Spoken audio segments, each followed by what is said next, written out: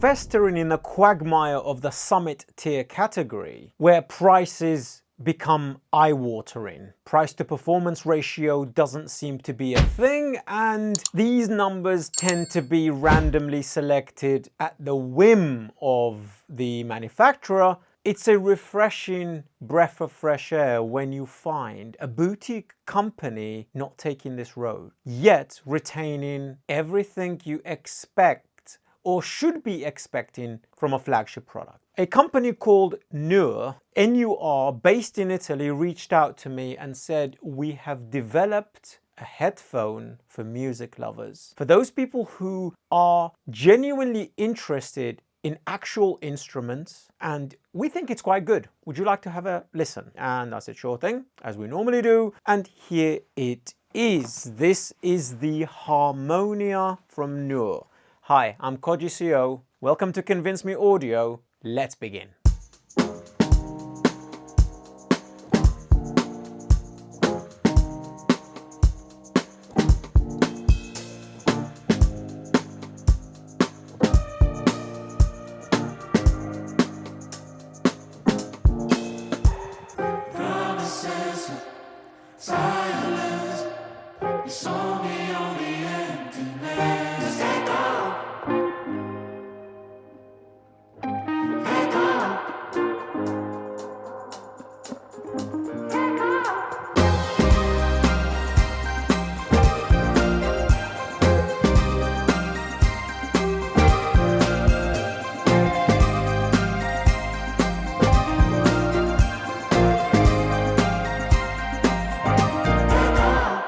A deep and heartfelt thank you to Nur for sending this unit in for review. It's very, very much appreciated. So this is the Harmonia. This is priced at 3,200 euros, which is already putting it in the category of Caldera. Caldera closed. Oh my goodness, that headphone is beautiful, and the review will be coming shortly. The Diana MR and other headphones such as the Stelia. The presentation is very beautifully done in an Italian kind of way. We get this dust jacket. You normally get dust jackets like this with watches when you go and buy something special. I like this a lot. And I think this says Nur on it. I'll point it at the cameraman and let me know if he says that. Does that say Nur on it? Yes. Yes, it does say Nur on it. So this is the box you get. It's a cardboard one, probably one of those boxes that you probably throw away afterwards. And inside we get another dust jacket. Wow, they really don't want you to get this dusty, do they? And we get a very, very substantial flight case. Documentation and a very nice booklet.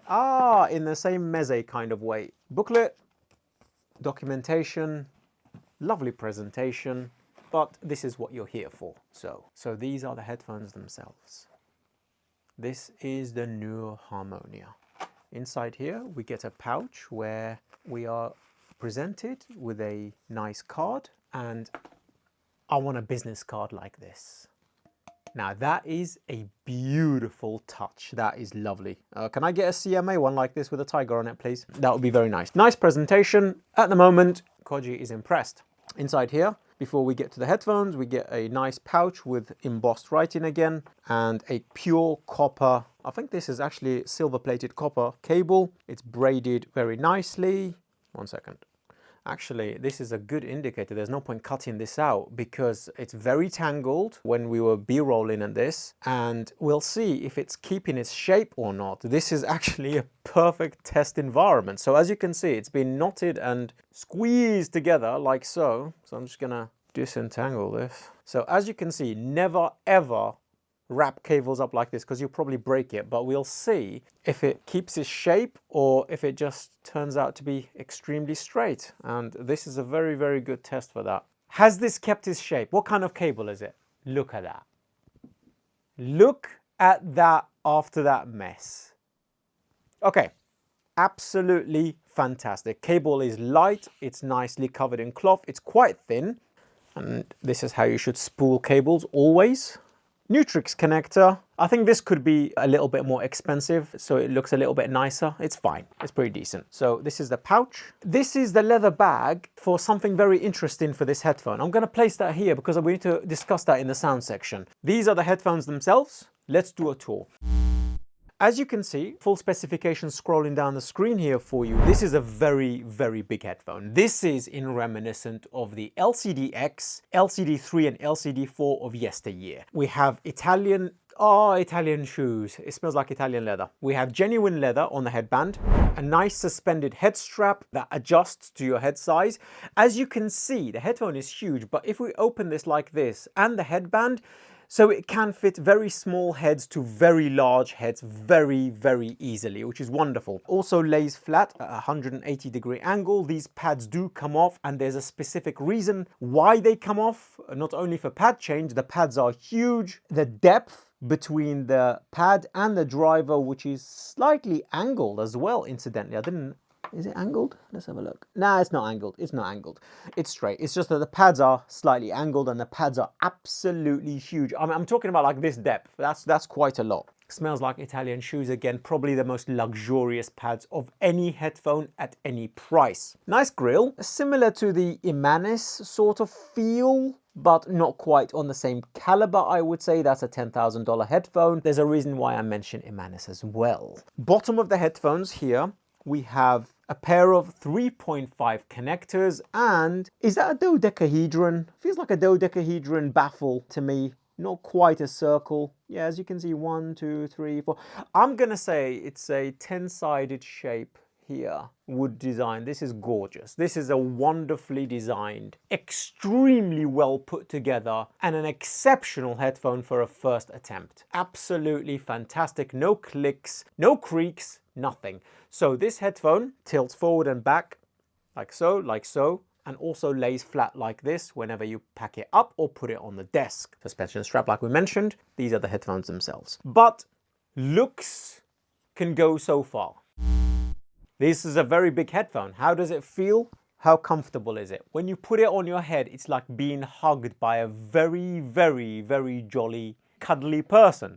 So the weight distribution for the head and for the drivers is very well designed. Unlike LCD-X OG, where after 40 minutes I would have to take it off because I genuinely couldn't stand it. So 5 tigers out of 5. Tiger, that's you. For the comfort, 4 tigers out of 5 for the build quality and design. I think I would like a little bit better design for this headband. This bit itself, it could be a little bit thinner and give it a bit more premium, but I'm trying to think what other headphone has got a better head thing like this in this $3,000 category where it can match or exceed this. Possibly Diana MR. But this bit, all of this, absolutely freaking spectacular. The way this is put together here, these metal arms connected to the baffle, outstanding work. So that's the hardware of the headphones themselves. Next is the interesting aspect about this headphone, which is something I've not seen in planar headphones. This is a very large driver, a 106mm driver. Enormous. In fact, the last one I saw was the FT7 from Fio, and that is this. So I'm going to place that here gently and grab out of this very nice bag this packet, which comes with these filters, like so. There are 3 sets. These filters, once you take off the pads here, you will insert into the chamber, and this will ebb and flow and constrict the planar drivers and the impulse and the frequency response depending on how tight or how open that hole is on the felt. I've never experienced something like that in planars before. This is really fascinating, and it's getting to be an interesting aspect of the headphones to explore. The tighter of the two, the second filter for a linear frequency response and a more extended bass response for production and for studios and for a reference sound for mixing and mastering is also fascinating. So you technically get 3 or 4 headphones in one, and it's all done in the analog domain, as you can imagine, obviously, because you are changing literally the ebb and flow and the impulse of the driver. But predominantly, this review will concentrate first of all on the freeform, no filters, because otherwise the review is going to be overly long and we're going to do a part 2. Subscribe for that if you're interested in that. But we will cover it lightly. This headphone took about 2 weeks to break in properly, so you do need to give the drivers about 100 hours as per usual, and this is what I normally recommend anyway. So with that, shall we jump onto the sound and see how it performs?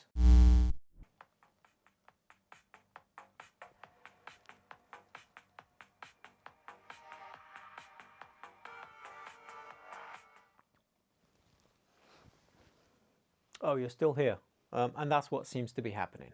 Trying to review these headphones has been quite difficult and challenging. And the reason for that is I fade into the music, fall into the stage, and completely forget I'm supposed to be assessing and analyzing. And it's been a long time since I've experienced that. This is why I love boutique companies that are fearless and they think outside the box and they give something interesting. The takeaway right now, in a few lines for you is this headphone at 3,200 euros. Yeah, it's a substantial amount, but these days for headphones, it really isn't. Sits bang in the middle of Susvara Unveiled and RAAL Immanis for technicality, for resolution, for stage, and I'm going to be bringing both of these headphones up significantly during this analysis because it's relevant. What are its strengths? This headphone is extremely well tuned in its frequency response. When you have a filterless performance here like we have now, we've not put any of the filters in, the drivers are free to move, but you need a high caliber system and high current to drive it well to control the drivers, and fortunately at CMA that's never an issue. This headphone has been reviewed on the Levante, the Horizon 360 DAC, the Ideon Audio Meta, the Absolute Reference DAC, the H1 from Sale, the Audima HP-A1 Maestro, and brand new Rockner Reference Signature. If you're interested in that, drop me a comment or two down below and that review will be coming soon.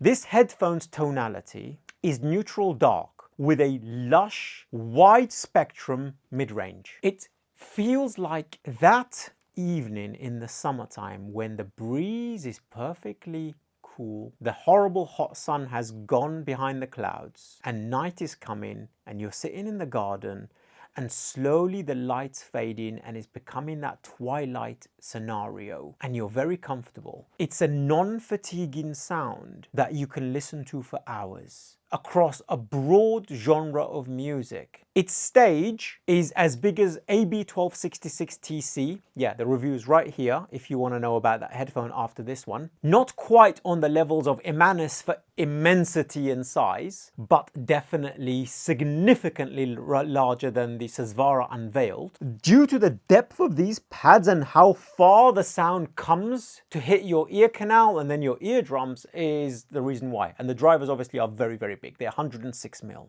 And the one thing that they've done correctly and the materials that have been chosen for the diaphragm and for the trace yields a significantly high sound quality for timbre, tactility, textural information, especially in the treble region. We know how difficult it is to assemble and reproduce cymbals.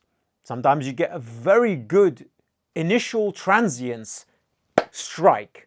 Sometimes you get a beautiful swelling mid-note, but most of the time it's only one or a small aspect of this. This sounds realistic. Taking a few of these tracks, as you can see scrolling down the screen, because there's quite a few here in the CMA playlist, which I will link down below for you to listen to. For example, I will pick something like London Grammar, or I would pick Hans Zimmer. And my mind never ever goes to, oh, look what the headphones are doing. It's always, oh wow, that is a really good track I want to listen to again and again and again. It's very difficult to review these headphones because every time I try and concentrate, I realize I'm listening to the music. It is one of the most soulful, resolving, tactile, well-balanced frequency response headphones on the market right now. This headphone is probably one of the best drivers that have come out of hi-fi in the last 24 months, exceeding Susvara Unveiled. It's only a third of the price, barely a third of the price. That headphone is $8,000 and it's kicking the toes of Immanis. It's definitely as resolving as Abyss AB1266TC.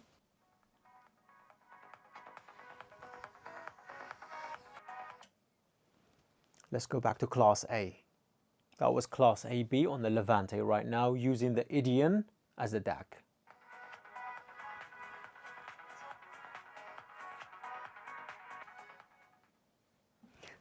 I think what is really fascinating about these headphones is that there is no dips and spikes audibly where you get a liquid presentation, where you don't go, oh my God, okay, that is a bit annoying around 6K, that's a bit annoying around 3K, you're a bit shouty, you're a bit sounding like this, you know? And because the frequency response is so smooth and the timbre is so good, and the stage is so encompassing in a holographic way.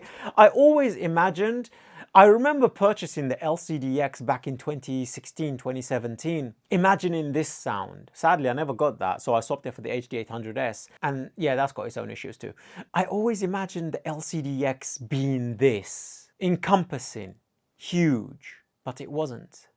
And this is going to win for sure the CMA headphone of the year, and it's going to go right over there on the CMA wall on the top shelf, right between Susvara Unveiled and Immanis. It's as resolving, bang in the middle of those two. There isn't a single headphone in the €3,000 category, not even close, that comes to the resolution and technicality of this. Caldera Closed, I have been dying to get my hands on. It's on the way.